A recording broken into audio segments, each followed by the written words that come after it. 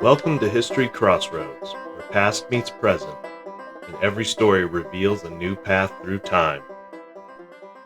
Berlin, late summer 1941. It's just weeks after Hitler invades the Soviet Union, and you can feel the city holding its breath. Morning routines continue, but everything feels different now.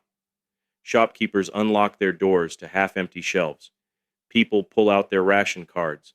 These little pieces of paper they've folded and unfolded so many times, the creases have gone soft. You measure out your coal. You measure your butter.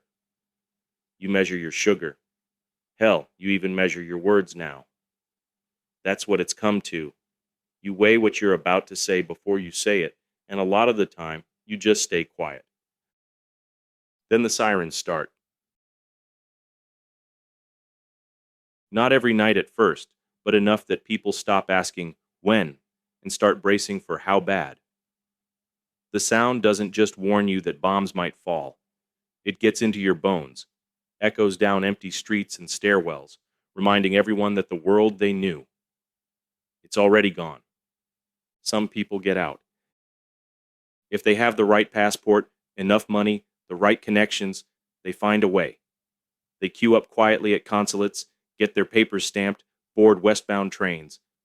But most can't leave. They stay, because leaving means abandoning their elderly parents, walking away from careers they built over 20, 30 years, leaving behind a language they spent half their life learning, a whole life assembled piece by piece, and there's just no way to carry it all at once. And then there's Mildred Fish-Harnack, 39 years old, American, scholar, living right there in Berlin. Here's the thing that matters most. She's American. She's got a valid U.S. passport in her drawer. In 1941, that's not just a piece of paper. That's a golden ticket. That's permission to leave while the door's still open. That represents trains she can still catch, borders she can still cross, a country that will still take her back if she chooses to go. The U.S. Embassy isn't subtle about it either. They're telling Americans, get out while you still can. Friends whisper it over coffee, checking over their shoulders before they speak. Colleagues say it straight. You don't belong here anymore. And Mildred? She gets it. She understands exactly what they mean. She sees the arrests that don't make the papers anymore, the neighbors who vanish without a word, books that disappear from shelves overnight, the way conversations just stop when someone new walks into the room, how fear reshapes even the smallest, most ordinary moments. But she stays. Not because she's trapped, not because she doesn't know better. She stays because leaving feels like surrender. Because walking away would mean abandoning the very ideas that brought her to Germany in the first place. Ideas about truth, about culture, about what educated people owe the world when lies become law. Mildred isn't some spy with a gun hidden in her coat. She's a scholar, a translator, someone who believes that ideas matter and that abandoning them when they're most dangerous to hold, that's a kind of moral failure she can't accept. By early 1942, friends are getting more urgent. The Gestapo is watching. Networks are being torn apart. People are talking under pressure, and names are being written down. Berlin feels smaller now, like the walls themselves are listening. She hears them. She nods. And she stays. Because that choice, quiet, deliberate, fully informed, that's where this whole story pivots. From this moment on, Mildred Fish-Harnack isn't just living in Nazi Germany anymore. She's resisting it. And the question that hangs there, for her and now for us, it's simple.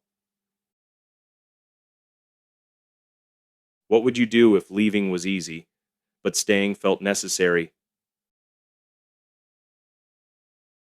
That question is going to cost Mildred Fish-Harnack her life. If you'd met Mildred Fish-Harnack in Berlin before the war really took hold, maybe sitting in a lecture hall or standing at the front of a classroom, you probably wouldn't have guessed she'd end up in a prison cell. She's 39 now, but her path to Berlin started long before the blackouts and ration cards. back when Germany was selling itself to Americans as this place of high culture, music, scholarship, big ideas. Mildred was born in Wisconsin, solid Midwestern roots, the kind of upbringing that teaches you to work hard and say what you mean. But her mind reached outward, past state lines and borders. She studied. She read everything. She believed, in that hopeful pre-war way, that the world could get better through education, through language and art, and people learning to really see each other. That belief brought her across the Atlantic. In the late 20s and early 30s, Berlin was electric with intellectual life. Cafes full of debate, arguments that stretched past midnight, people who genuinely believed ideas could shape the whole century. The city smelled like cigarettes and ink and rain. In that world, it made perfect sense for an American scholar to fall in love, not just with a person, but with a place. She met Arvid Harnack there. German, brilliant, deeply committed to this idea that economics and ethics couldn't be separated. Arvid had the kind of mind that made economics feel like philosophy, and philosophy feel practical. Together, they moved in circles where people debated literature one night and politics the next, like the two couldn't possibly be pulled apart. And then Berlin changed. Slowly at first, then all at once. The Nazis didn't crash in like thunder for everyone. For some, it unfolded over years. A poster here, a slogan there, a new rule that seemed temporary, a professor quietly replaced, a Jewish colleague moving away, a newspaper story that read strange, like it was written by someone scared. But for Mildred, the change was impossible to miss, because it attacked the thing she lived for: truth. Ideas weren't debated anymore. They were policed. Books weren't criticized. They were burned. And the city's public life started feeling like a stage play, where everyone was forced to memorize the same lines. Mildred and Arvid watched friends make small compromises to keep their jobs, watched others become true believers, and they watched good people, ordinary, decent people, train themselves not to see what was happening in broad daylight. Think about how disorienting that must have been. Mildred wasn't in exile. She wasn't behind enemy lines under a fake name. She was right there in the open, teaching, translating, going about daily life in a country that was steadily turning dissent into a death sentence. And the longer she stayed, the more personal it got. Because this wasn't just politics in the newspaper anymore. It was friends disappearing. It was whispered warnings. It was the growing realization that the line between safe and target could shift overnight. By the time war came, Mildred had already seen what the regime did to language, how it made cruelty sound like duty and fear sound like patriotism. She'd watched how fast a civilized society could be rewritten, and somewhere in all that pressure, somewhere between the books she translated and the conversation she couldn't have in public anymore, something hardened in her. Not into hatred, into clarity. Because if the Nazis were building their world on lies, then refusing to repeat those lies, even quietly, became an act of resistance. And that's where Mildred Fish-Harnack's story really begins. At the point where staying became a choice, and clarity replaced comfort. Not with coded messages, not with a hidden weapon, but with a decision to keep thinking, keep speaking, and keep helping, inside a place designed to punish exactly that. Resistance doesn't usually announce itself the way we expect. It's not always sabotage and explosions, or people running through the night with forged papers. More often, it starts quietly, in conversations, in small choices, in refusing to let them steal the language itself. For Mildred, resistance didn't begin with a secret meeting or a code name. It started with books. She translated, not just words, meaning. Novels, essays, ideas the regime had labeled dangerous, simply because they made people think, question, remember there was a world beyond the slogans. In a Germany where literature was being purged and rewritten, translating banned works was defiance in itself.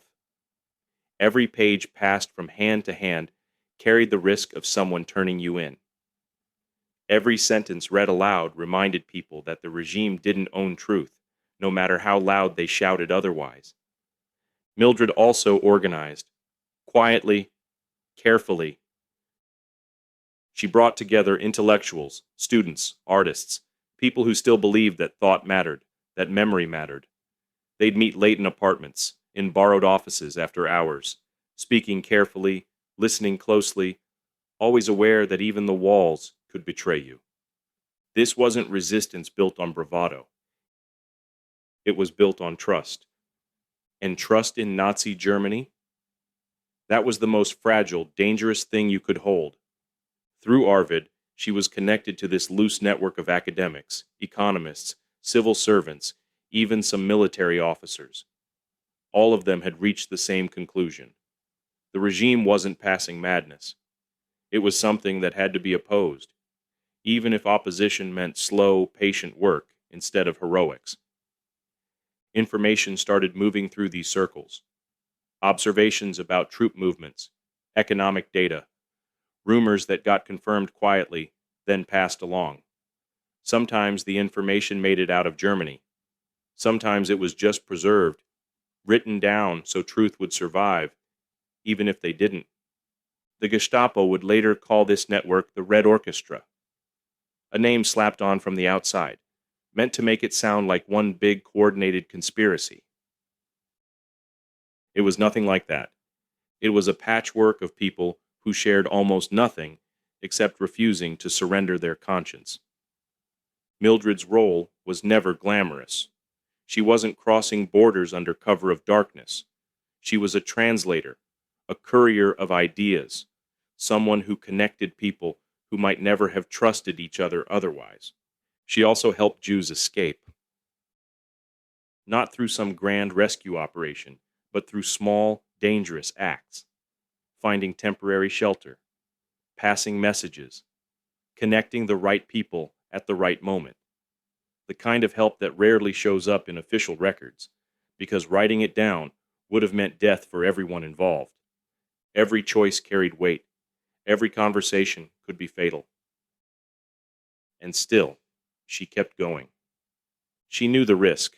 She understood that getting caught wouldn't just mean prison. It would mean interrogation, torture, probably death. But stopping would mean accepting the world the Nazis were building. Staying silent would mean giving up that clarity she'd chosen when leaving was still an option. This was resistance stripped of all romance. No victories to celebrate, no certainty of success. Just the belief that refusing to cooperate with evil, even in small ways, still mattered. And for a while, it worked. The network survived, information flowed, people stayed free, but quiet resistance is also the kind that can be erased. Because while Mildred and her circle worked in the shadows, the Gestapo worked methodically. Files were opened, names were noted, and the space where it was still possible to think, speak, and help, it started shrinking. By 1942, the walls were closing in. And the quiet work of resistance was about to get the full attention of the Nazi state. By summer 1942, resistance in Germany doesn't feel like a choice anymore. It feels like borrowed time. The Gestapo doesn't operate with drama. It operates with patience. File drawers fill up. Addresses get underlined. Surveillance reports stack quietly, waiting. They build their cases slowly, methodically, cross-checking names, logging movements, observing habits. What they can't prove today, they just watch until they can. Somewhere in this tightening web, Mildred's name starts appearing more often than she knows. It's not one betrayal that dooms her. It's accumulation. A remark overheard here. A meeting noticed there. A connection traced backward, then forward. The kind of investigation that only becomes visible when it's already too late. The arrests start quietly, almost politely, One person disappears, then another. Explanations stay vague. Questioning, temporary detention. Chairs sit empty at gatherings that used to be full. Conversations shift, then stop. Mildred notices immediately. She understands what it means when people stop showing up, when the knocks come later at night, when the whole city seems to be holding its breath. In September 1942, the knock comes for her. The men at the door are calm, even polite. They show their papers, read names aloud. There's no struggle, no shouting, just the cold efficiency of a system that's already decided how this ends. Mildred is arrested and taken in for questioning. The interrogation is relentless. Hours blur into days. Questions repeat themselves in different forms, not to gather information, but to break you down. They demand names. They imply connections. They suggest confessions, then insist on them. Mildred doesn't deny what she's done, translating forbidden works, organizing dangerous conversations, helping people when help itself had become a crime. But she doesn't give them what they want either. She refuses to betray others, refuses to turn resistance into a list of names. In a system built on fear and compliance, that refusal becomes its own form of defiance. She's charged with high treason. The trial isn't really a trial. The verdict's decided before it starts. Evidence gets presented selectively. Defense is just theater. The sentence is heavy, but not death. 6 years of hard labor. It's brutal, but it's not execution. For a moment, there's something like hope. Survival, however grim, still seems possible. Letters get written. Appeals get considered. There's this faint sense that maybe she can endure this. Then the case moves up the chain. Files get reviewed. Sentences get examined, names get highlighted, and one man notices hers. Adolf Hitler personally intervenes. It's rare, it's chilling, and it strips away even the pretense of justice. He's enraged that an American woman, educated, articulate, openly defiant, dared to resist his regime from the inside. Her sentence isn't enough. Mercy gets reclassified as weakness. The order comes down fast. The sentence is changed. Mildred Fish-Harnack is to be executed. Not for what she destroyed, not for what she stole, but for what she refused to stop believing. By the end of 1942, her fate is sealed. And the machinery of the state turns one final time towards silence. Plötzensee Prison sits in northwest Berlin. Low, unremarkable from the outside. No grand gates, no intimidating facade. Just brick and iron and routine, built not to impress, but to process. The kind of place you could walk past and never guess how many lives end quietly behind those walls. How deliberately the city has learned not to look. By the time Mildred arrives in late 1943, the prison has become something else. It's not just confinement anymore. It's where things end. Executions have become routine here, dozens and dozens, so frequent they blur together in the official records. Names logged, times noted, bodies removed. The work continues. Plötzensee doesn't rage or threaten, it just absorbs. Inside, time behaves strangely. Days stretch and contract without warning. Hours lose their shape. The air is stale, heavy with damp and disinfectant, carrying this faint metallic smell from machinery that's used far too often. Footsteps echo down corridors that never quite feel empty. Somewhere nearby, doors open and close with a finality that leaves nothing to the imagination. Mildred knows why she's here. She's known since the moment she chose to stay, since clarity outweighed safety. She's allowed to write letters. Every word is monitored, weighed, examined for defiance or regret. There's no room for anger, no room for accusations. What's left is restraint, clear, deliberate, devastating in its calm. In one letter, she writes about love. In another, about clarity. She reassures the people she's leaving behind. She talks about conscience. She doesn't beg for mercy. She doesn't renounce what she believes. Instead, she affirms it, quietly, precisely, like she's still talking to students in a classroom instead of guards in a prison. There's dignity in that restraint. And danger, too, because conviction can't be re-educated, only erased. The state understands spectacle, but not conviction. There's no last-minute reprieve, no international intervention, no diplomatic miracle. The appeals have failed. The sentence stands. On February 16, 1943, Mildred Fish-Harnack is led from her cell into the execution chamber. The floor is cold beneath her feet. The air is still. The walk is short. The room is plain. The method is the guillotine.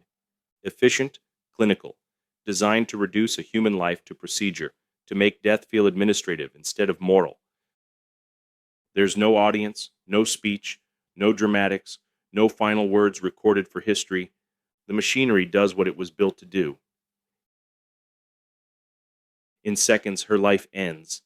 She's 39 years old.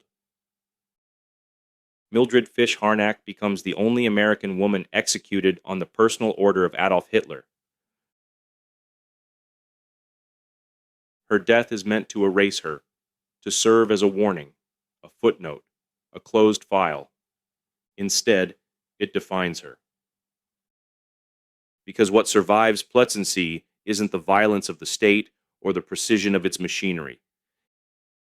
It's the clarity of a woman who understood the cost of staying and paid it anyway. Mildred Fish-Harnack didn't live to see the war end. She didn't see Berlin in ruins in 1945. Didn't hear the Allied declarations. Didn't witness the collapse of the regime that killed her. But the world she refused to surrender to lies. The world of truth, conscience, and intellectual freedom that survived her. In the months and years after the war, Germany began this long, painful work of remembering. Trials were held, archives opened, names surfaced, some honored, many contested. In that slow reckoning, Mildred's story emerged cautiously, almost reluctantly, from the wreckage. For a while, she fit uncomfortably into every narrative: German, American, political.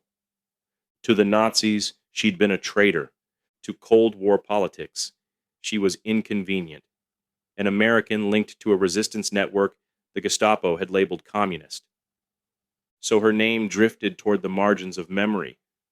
But what she represented, that refused to disappear. She'd been an American citizen who chose conscience over safety, a scholar who believed ideas carried responsibility, a woman who stayed when leaving was easy and paid the full price for it.